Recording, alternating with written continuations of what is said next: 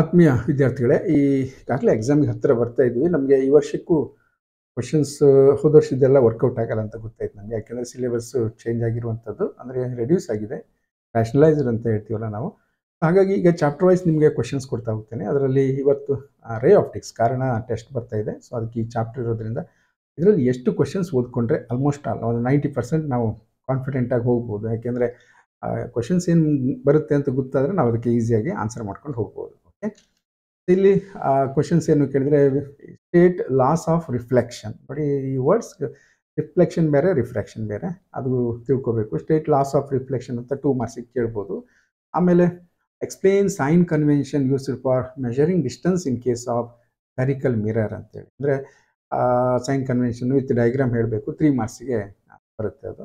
ಅಲ್ಲಿ ಪಾಯಿಂಟ್ಸ್ ಬರುತ್ತೆ ನೋಡಿ. All the distances are measured from the pole of the mirror. Distance along the ray be taken as positive, distance against the ray is taken as a negative, and height above the principal axis is positive and height below the principal axis is negative. ಈ ರೀತಿ ಇದಕ್ಕೆ answer ಸಿಗುತ್ತೆ. ನಿಮ್ಮ notes ಇಲ್ಲ text book ಇಟ್ಕೊಂಡ್ರೆ ಕ್ಲೀನಾಗಿ ಎಲ್ಲವೂ answer ಸಿಗುತ್ತೆ. ಆನ್ಸರ್ ಸಿಗೋದೇ ಇಲ್ಲ ಅಂದ್ಬೇಡಿ ದಯವಿಟ್ಟು. ಸಿಗಲಿಲ್ಲ ಅಂದರೆ ನಾನು ಅದಕ್ಕೆ ಆನ್ಸರ್ ಕೊಡ್ತೀನಿ ಬಿಡಿ. ಇದರ ಕ್ವಶನ್ಸ್ PDF ಬೇಕು ಅನ್ನೋದೊಂದು ಡಿಮ್ಯಾಂಡ್ ಇರುತ್ತೆ ನಿಮಗೆ. ಆ ಥರ ಇದ್ದರೆ ಕಾಮೆಂಟ್ಸ್ ಮಾಡಿ, 1-2 ದಿನದಲ್ಲಿ ನಿಮಗೆ ಲಿಂಕ್ ಕೊಡ್ತೇನೆ ನಾನು. ಇದರ PDF ಇದೇ PDF ಅನ್ನೇ ಕೊಟ್ಬಿಡ್ತೀನಿ. ಕ್ವಶನ್ಸ್ ಸಿಗುತ್ತೆ ನಿಮಗೆ.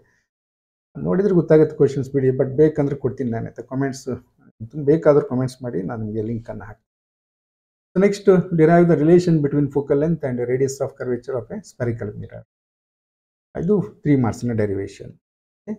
ಮುಂದಕ್ಕೆ ಡಿರೈವ್ ಮಿರರ್ ಇಕ್ವೇಷನ್. ಯೂಸಲಿ ಒಂದು ವರ್ಷ ಇದನ್ನು 5 ಮಾರ್ಕ್ಸಿಗೆ ಕೇಳಿದ್ರು, ತುಂಬ ಕಡಿಮೆ ಇದೆ 3 ಮಾರ್ಕ್ಸಿಗೆ. ಅದೇನಾಗುತ್ತೆ, ಹಾಗೆ ಸ್ಟಾರ್ಟಿಂಗಲ್ಲಿ ನಾವು ಪೇಪರ್ ಸೆಟ್ ಮಾಡುವಾಗ ನಮಗೆ ಹೆವಿ ಆಗಿರುತ್ತೆ ಆ ಕ್ವಶನ್ ಫಸ್ಟಿಗೆ. ಹಾಗಾಗಿ 5 ಮಾರ್ಕ್ಸಿಗೆ ಕೊಟ್ಬಿಡೋಣ ಅನಿಸುತ್ತೆ. ಅದು ನಮ್ಗೆ ಪ್ರಾಕ್ಟೀಸ್ ಆಗಿ ನಮಗೆ ಹಗುರ ಅನಿಸುತ್ತೆ, ಅಂದರೆ ತುಂಬ ಕಡಿಮೆ ಅನಿಸುತ್ತೆ. ಆದರೆ ಸ್ಟೂಡೆಂಟ್ಸ್ ಅವಾಗಲೂ ಅದೇ ಸ್ಟೂಡೆಂಟ್ಸು, ಈಗೂ ಅದೇ ಲೆವೆಲ್ನ ಸ್ಟೂಡೆಂಟ್ಸ್ ಇರ್ತಾರೆ. ಹಾಗೆ ಏನು ಮಾಡೋಕ್ಕಾಗಲ್ಲ, ಆಯಿತಾ. ಮಿರರ್ ಇಕ್ವೇಷನ್ ಡಿರೈವ್ ಮಾಡಿ ಅಂತ 3 ಮಾರ್ಕ್ಸಿಗೆ ಕೇಳ್ಬೋದು. Next, define linear magnification and write the expression for it. So linear magnification ಅನ್ನೋದು height of the image, ratio of the height of the image the height of the object ಅಂತೀವಲ್ಲ ನಾವು. Expression ಅಂದರೆ ಅದೇ m=h'/h ಅಥವಾ I/O ಅಂತ ಬರಿತೀವಲ್ಲ, so ಅದು. Next, state and explain Snell's law of refraction. Snell's law statement explain ಮಾಡಿ ಅಂದರೆ sin I/sin r = n/2 ಅನ್ನು 2 ಮಾರ್ಕ್ಸಿಗೆ ಕೇಳಿದರೆ, ಟೈಮ್ ಇದ್ದರೆ ಒಂದು ಡಯಾಗ್ರಾಮ್ ಹಾಕಿ ತೋರಿಸ್ಬೋದು I ಮತ್ತು R ಅನ್ನು. ಬಟ್ 1 ಮಾರ್ಕ್ಸು ನಿಮ್ಮ ಸ್ಟೇಟ್ಮೆಂಟಿಗೆ, 1 ಮಾರ್ಕ್ಸು ಎಕ್ಸ್ಪ್ಲನೇಷನ್ಗೆ ಇರುತ್ತೆ, ನೆನ್ಪಿಟ್ಕೊಳ್ಳಿ. Next, what is total internal reflection. ಅದಕ್ಕೆ ಯಾವುದಕ್ಕೆ ನಾವು ಟೋಟಲ್ ಇಂಟರ್ನಲ್ ರಿಫ್ಲೆಕ್ಷನ್ ಅಂತೀವಿ ಅಂತ. ಆಮೇಲೆ write the conditions for total internal reflection to takes place. Very important. Conditions 2 conditions ಇರುತ್ತೆ. Ray must travel from denser to rarer. Angle of incidence in the denser medium is greater than critical angle. ಈ ರೀತಿ conditions ಕೂಡ ಹೇಳಬೇಕಾಗುತ್ತೆ. Next, define critical angle for a pair of media. Critical angle ಅನ್ನುವಾಗ ನಾವು angle of incidence in denser medium for which angle of refraction is 90 degree. ಅದಕ್ಕೆ ನಾವು critical angle ಅಂತ ಕರಿತೀವಿ. ಅಲ್ಲಿ right the relation between critical angle and refractive index of the medium. sin c = 1/n ಬರುತ್ತಲ್ವ, ಅದನ್ನು mention ಮಾಡಬೇಕು. 2 ಮಾರ್ಕ್ಸಿಗೆ ಬರುತ್ತೆ. ಇನ್ನು optical fibre works on which principal ಅಂತ ಕೇಳಿ. ಸೊ ಡೈರೆಕ್ಟಾಗಿ ಇದು ಟೋಟಲ್ ಇಂಟರ್ನಲ್ ರಿಫ್ಲೆಕ್ಷನ್ದಲ್ಲಿ mention 2 uses of optical fibres. Optical fibre ತುಂಬ ಯೂಸ್ ಇದೆ, ನೀವು ಎನಿ 2 ಯೂಸಸ್ಸನ್ನು ಅದಕ್ಕೆ ಸಂಬಂಧಪಟ್ಟಿದ್ದನ್ನು ಮೆನ್ಷನ್ ಮಾಡಿದರೆ ಸಾಕಾಗುತ್ತೆ. Derive the derive the refraction formula for spherical surface. ಈ ಥರ ಕೊಡ್ತಾರೆ.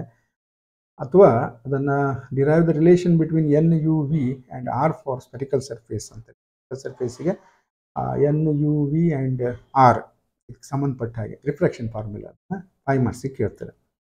ಡಿರೈವ್ ಲೆನ್ಸ್ ಮೇಕರ್ಸ್ ಫಾರ್ಮುಲಾ, ಇದು 5 ಮಾರ್ಕ್ಸಿಗೆ ಕೇಳುವಂಥದ್ದು.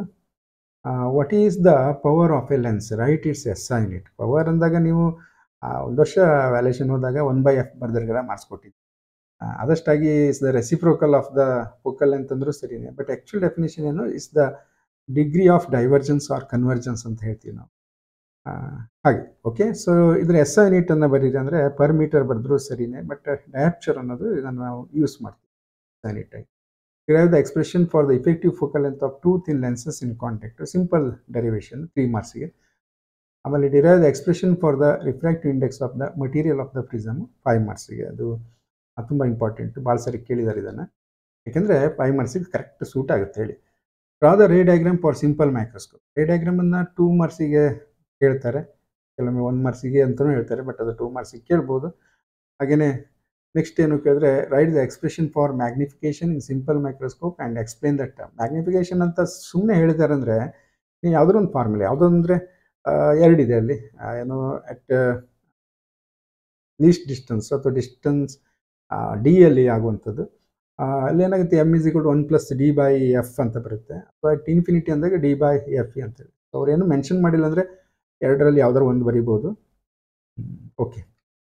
ಮತ್ತು ರೇ ಡಯಾಗ್ರಾಮ್ ಫಾರ್ ಕಂಪೌಂಡ್ ಮೈಕ್ರೋಸ್ಕೋಪ್ ಸ್ವಲ್ಪ ಕಷ್ಟ ಆಗುತ್ತೆ ನಿಮಗೆ, ಡೆಫಿನೆಟ್ 2 ಮಾರ್ಕ್ಸು. ಒಂದು ವರ್ಷದಿಂದ 3 ಮಾರ್ಕ್ಸಿಗೂ ಕೂಡ ಕೇಳಿದರು, 2 ಮಾರ್ಕ್ಸಿಗೆ enough. So next write the expression for magnification in compound microscope and explain the terms ಅಂತ. ಕಂಪೌಂಡ್ ಮೈಕ್ರೋಸ್ಕೋಪಿನ ray diagram, okay, sorry, expression for magnification in compound microscope. So ಇಲ್ಲಿ ಕೂಡ ಮ್ಯಾಗ್ನಿಫಿಕೇಷನ್ ಫಾರ್ಮುಲಾ ಬರೆದ್ರೆ ಆಯ್ತು, ಹೇಗೆ ಬಂತು ಅನ್ನೋದು ಅವಶ್ಯಕತೆ ಇರಲ್ಲ. M is equal to L/FO into 1+d/FE ಅಂತ ಬರುತ್ತಲ್ವ, ಆ ಫಾರ್ಮುಲಾನ ಬರೆದ್ರಾಗುತ್ತೆ. Next draw the ray diagram for telescope. Telescope ಅಂದರೆ ಆಸ್ಟ್ರೋನಾಮಿಕಲ್ ಟೆಲಿಸ್ಕೋಪ್ ಅಥವಾ ರಿಫ್ರಾಕ್ಟಿಂಗ್ ಟೆಲಿಸ್ಕೋಪ್ ಅಂತಲೂ ಹೇಳ್ತಾರೆ. 2 ಇದೆ ನಮಗೆ, ರಿಫ್ಲೆಕ್ಟಿಂಗ್ ಅನ್ನೋದು. So write the expression for magnification in telescope and explain the terms ಅಂತ ಹೇಳ್ತಾರೆ. ಸೊ ಇಲ್ಲಿಗೆ ಇದಿಷ್ಟು ಕ್ವೆಶನ್ಸನ್ನು ಕೊಟ್ಟಿದ್ದೀನಿ. ಇದು ಬಿಟ್ಟು ಇನ್ನು ಏನಾದರೂ ಕೇಳ್ಬೋದು, ಒಂದೆರಡು ಕೇಳೋ ಚಾನ್ಸಸ್ ಇರುತ್ತೆ. ಯಾಕೆಂದರೆ ಅಡ್ವಾಂಟೇಜಸ್ ಆಫ್ ದ ರಿಫ್ಲೆಕ್ಟಿಂಗ್, ಕೇಳಿಸ್ಕೊಳ್ಳಿ, advantages of the reflecting telescope ಅಂತ ಒಂದು ವರ್ಷ ಕೇಳಿದ್ದಾರೆ. ಅದನ್ನು ಒಂದು 2-3 ಪಾಯಿಂಟ್ ಬರಿಬೋದು. ಅದಕ್ಕೆ ಕ್ರೊಮ್ಯಾಟಿಕ್ ಅಬರೇಷನ್ಸ್ ಇರಲ್ಲ, ಹೋಲ್ಡಿಂಗ್ ವೆರಿ ಈಸಿ, ವೇಟ್ ತುಂಬ ಕಡಿಮೆ, ಮತ್ತು ಸೈಜ್ ತುಂಬ ಜಾಸ್ತಿ ಮಾಡ್ಕೋಬೋದು. ಸೊ ಇವೆಲ್ಲ ಪಾಯಿಂಟ್ಸ್ಗಳಿದೆ. ಓಕೆ, ಸೊ ಇಲ್ಲಿಗೆ ಕ್ಲೋಸ್ ಮಾಡೋಣ, ಮತ್ತು ನೆಕ್ಸ್ಟ್ ಚಾಪ್ಟರ್ಟಿಗೆ ಮತ್ತೆ ಬರ್ತೇನೆ. Thank you.